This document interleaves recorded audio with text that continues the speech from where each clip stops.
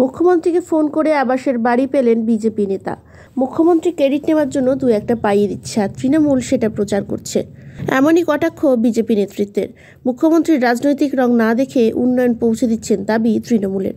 পূর্ব মেদিনীপুরে পাঁশকুড়ার হাওর গ্রাম পঞ্চায়েত এলাকায় স্থানীয় বিজেপি নেতা প্রদীপ বরের স্ত্রী দেবশ্রী বর পঞ্চায়েত নির্বাচনে বিজেপির টিকিটে জয়ী হয়ে গ্রাম পঞ্চায়েত পদে জিতেছেন।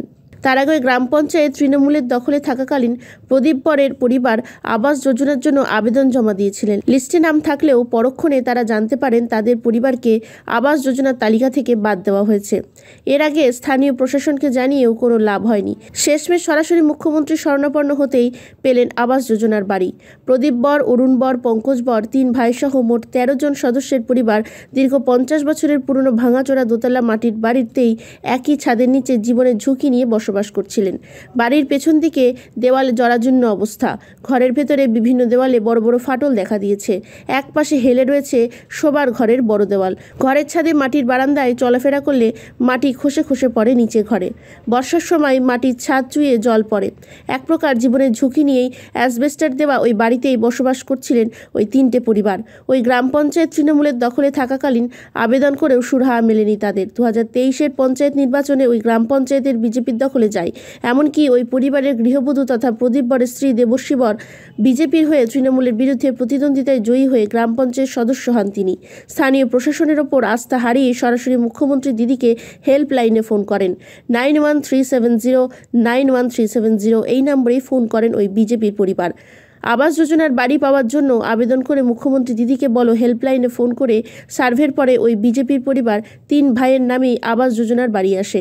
সরাসরি মুখ্যমন্ত্রীকে ফোন করে বাংলা আবাস যোজনার বাড়ি পেয়ে আপাতত খুশি ওই বিজেপি পরিবার। এটা হচ্ছে 2012-13 দিকে আমার বাবা একবার অ্যাপ্লিকেশন করেন বা করেন, নাম আসে, সেই জায়গায় নামটা কোনোভাবে কাটিয়ে দেওয়া হয় বা কোনোভাবে বাদ যায়। তারপরে সেই সময় বাবার সঙ্গে আমরা একসঙ্গেই ছিলাম, কিন্তু আমরা এখন সেপারেট, 3 ভাই আমরা সেপারেট হওয়ার পরে আমাদের স্থানীয় প্রশাসনের কাছে অনেকবার যেয়েও আমরা কোনোভাবে সাহায্যের হাত পাইনি, সেই জায়গায় 7 মাসে 24 সালে আমি সরাসরি মুখ্যমন্ত্রীকে জানাই, যেটা ওই নাম্বারে 91370 যে নাম্বারটা, ওই নাম্বারে ফোন করে আমি আবেদন করি। দেখুন, প্রশাসন বলতে আমাদের স্থানীয় যে প্রশাসন, আমরা তো আর বাইরে যাই না অতটা, যে স্থানীয় প্রশাসনের কাছে হতাশা হয়ে পড়ি যে কোনোভাবেই আমাদের নাম কোনোভাবে নথিভুক্ত করেননি। বাড়ির পরিস্থিতি দেখুন স্যার, আপনারাও দেখলেন যে আমাদের বাড়িটা একদম ভগ্নদশা, যে ফাটল নিয়ে নিয়েছে, ছাদ থেকে মাটি পড়ে, হ্যাঁ, জলও পড়ে, আপনারা দেখেছেন চতুর্দিক একদম কি বলবো নিঃশেষের পথে। সেই জায়গায় খুব হতাশার পরে আমরা মুখ্যমন্ত্রীকে বিষয়টা জানাই। তাদেরকেও জানিয়েছিলাম, তারা কোনোভাবে আমাদেরকে সাড়া দেয়নি, গুরুত্বহীন বা গুরুত্ব দেয়নি আমাদেরকে। গুরুত্ব না পাওয়ার জন্যই সরাসরি মুখ্যমন্ত্রীকে জানালাম। আমরা বিজেপি করি।